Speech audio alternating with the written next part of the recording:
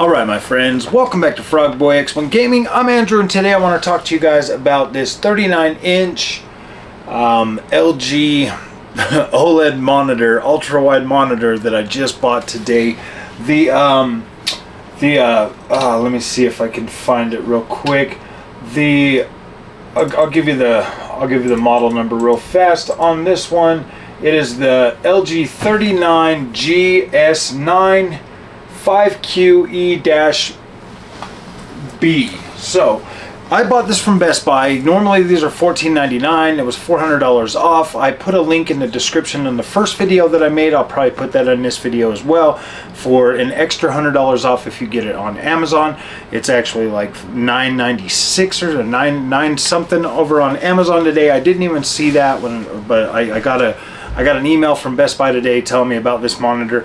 I've actually been waiting for this monitor for a while. I've been looking at it and I kept thinking, gosh, dude, do I really want to spend $1,500 on a monitor? And and I was just like, ah, man. And so that was like really tough for me to want to part with that much money for this monitor. But when they said that to me and I saw $400 off today, I was like, oh my gosh. I started doing the whole FOMO thing like I normally do. And then I started trying to talk myself out of getting that and saying, yeah, well, if I'm going to spend that much, why don't I just get a 7900 XTX? And so I literally sat here for probably half the morning going back and forth, texting a couple of people, you know, saying, dude, which one should I get? If I would have got the 7900 XTX, I would have had to wait until, like, you know, closer to the end of the month before I could even go pick that up. So I had to take my wife to a baby shower a couple blocks away from the Best Buy. So I was like, you know what, man, I want to go over to Best Buy. I want to look at it again. And I ended up leaving Best Buy with this monitor. So I spent, it came to like literally $11.79. The exact same price I paid for my 4080 Super. I paid for this monitor today. And okay, after spending 5 hours with this, I'm going to cut to the chase. After spending 5 hours with this, I absolutely love it. Now, one of the things that I didn't really think that I was ever going to like or really care about was the curvature. Like I never really cared for like the curved screen monitor. Like they never really stood out to me. They never really appealed to me. And you know, like the ultra wide, I just kind of, you know, because I've tried, you know, ultra wide multiple times on my LG C2, because you can actually get in there and you can set it to 21:9, you can set it to 32:9 or whatever. You can set that up on your LG. And you know, looking at that from just a flat, you know, monitor perspective, I was like, gosh, dude, I didn't really care for it that much, just because of the fact that it stretched it out way too much. But with this one here, see, this is different. I actually do like the wraparound. I absolutely love that. I didn't think I was going to like it at first, but I absolutely do, especially for racing games. Very nice. Now, I'm uploading a video right now of me playing some more PAX Day on this monitor. Everything that I've played so far has had, you know, the ability to put it into 3440 by 1440p, which is the native resolution for this monitor. And everything I've played so far has been able to do that. I'm pretty sure there are older games that are not going to have that option or have that ability.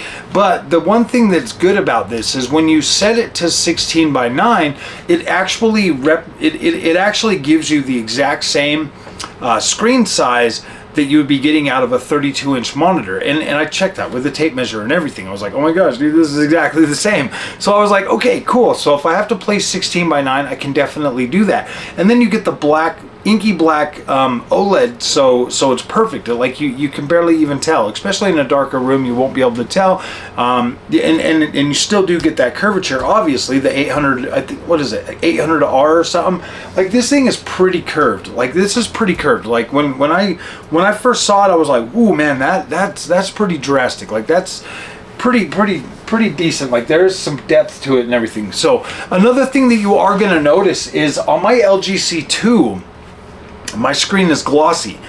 On my Vizio H1 OLED, my screen is glossy. On this, it's more consistent with what a VA panel looks like with the film over the top of it. And you know, looking at it from like the side and stuff, like you can see it, but when you're looking when it's off, when you're looking at this screen and you're like right up close to it, you really can't tell. Like you can't tell. Like when you're looking at it dead on, it looks incredible. Like the overall pixel density and the way this monitor looks is really, really nice. And obviously I'm sitting super close to it. Yeah, you can definitely look at it and be like, oh, the pixel PPI and all that stuff.